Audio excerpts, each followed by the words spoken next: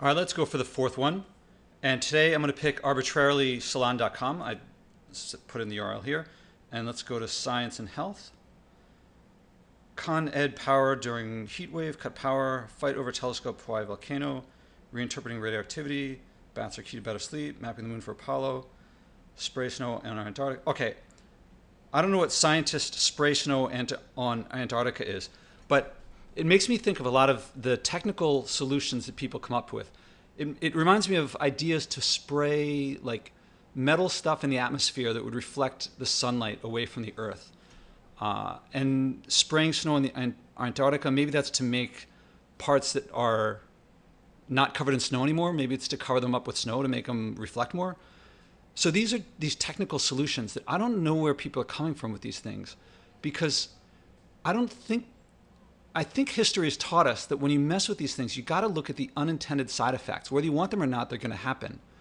And spraying stuff in the atmosphere, you can't get it back really easily. You can't undo it. So say it were to reflect, we put some metal filings into the atmosphere or some sulfur in the atmosphere and it reflected the sunlight and it started cooling the Earth off. Okay, that doesn't stop that we have the CO2 in the atmosphere. It doesn't do anything about heavy metals, deforestation, extinctions and things like that. So it just does this one part of all the environmental things. But let's just say we overdo it. Let's just say that it starts moving into areas that we didn't expect because of wind currents or something. We can't stop it. How many things have we done in the past where we thought we were going to do something and it was going to be benign and then ended up not being benign? How many invasive species have ruined ecosystems? How many times have we tried to bring in some chemical or some DDT or something that we thought was going to fix everything, and then it messed everything up? And so I'm not sure what to think of as spraying snow in Antarctica, but I suspect that it's not going to get the effects that they want. And this is technology in general, is that people don't realize that technology, it's, how do I put it? I don't have a good starting point for this because I'm in the middle of when I start with, let me go for it. You know, if we talk about something, a technological advance that makes something more efficient, like electric motors over internal combustion engines. And okay, it's undeniable that electric motors are more efficient than internal combustion engines, and they're going to get more so. And so you might say that they are a green invention. So if making something more efficient makes something more green, more sustainable, I think a candidate for one of the more green inventions of all time would be the Watt steam engine. Now, the Watt steam engine, you know, this is the poster child for the Industrial Revolution. It was not the first steam engine. There was the Newcomen before that and other steam engines before that. What made it different was that the Watt steam engine was more efficient. It used a lot less coal. And so people thought, well, it uses less coal. The coal use is going to drop. It didn't drop, it went up. Now, it went down per use. Each time you used a Watt steam engine as opposed to what it might have replaced, it would use less coal. But because its use became cheaper because it was using less coal, people found more uses for it, and people would use them more. And this led to, well, in short, it led to the world that we're in today, because it introduced or forwarded the Industrial Revolution, which is creating all of the pollution that we have. I mean, I'm oversimplifying, but you know, if you really want me to go through, I could really make this step by step make a lot more sense. But the point is that there's a difference between efficiency and total waste.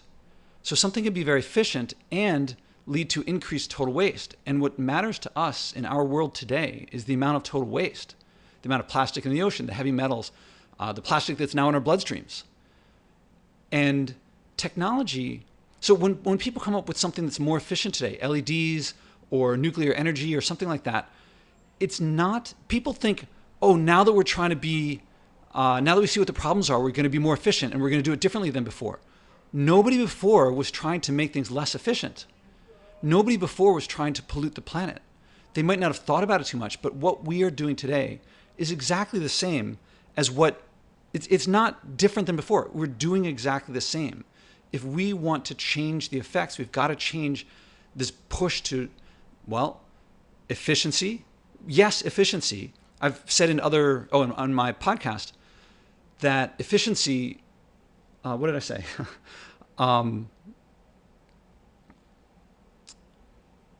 Efficiency is not the same as total waste. Sorry, I lost my train of thought.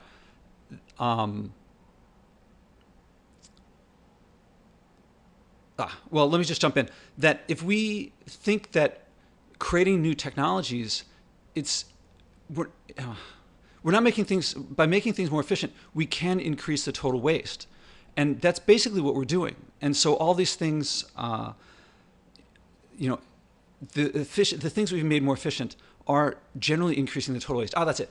The strategy is to reduce total waste. Within that strategy, the tactics of reusing and recycling can make sense. But if we don't first hold on to the strategy of reduction, then tactics like reusing and recycling or making things more efficient can be counterproductive.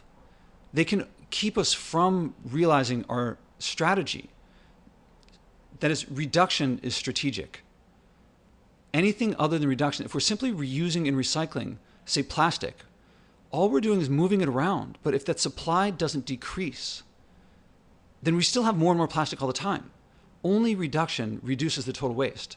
I mean, in principle, maybe someday we'll get some bacteria that can eat up plastic or find some ways of decomposing it. Those don't exist. And until they exist, the only thing I can think of, correct me if I'm wrong, to reduce the total waste is to reduce the production of plastic, of CO2, of mercury, of all these things. So I'm not sure. So the spray snow on Antarctica looks to me like a technological solution. It looks like it's a tactical thing without first the strategy of reducing the greenhouse effect by reducing the greenhouse gases. So now I'm kind of curious to click on this and see what it actually is about.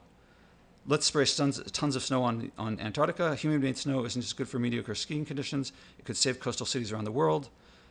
Ice is breaking off faster. So it's to add more snow. So I just glancing at this really quick, it looks like we're losing snow, so they're saying let's add more snow. It's not reducing the cause of the snow disappearing, and who knows how much energy it's producing. I presume that they've looked at these issues, but that's what I imagine. It's going to be some technological solution that doesn't stop the problem, and it looks like a Band-Aid thing that's not going to fix things overall. Anyway, that's the new one. Hope it went well. Sorry about the pause in the middle, but that's me practicing and learning how to do this better.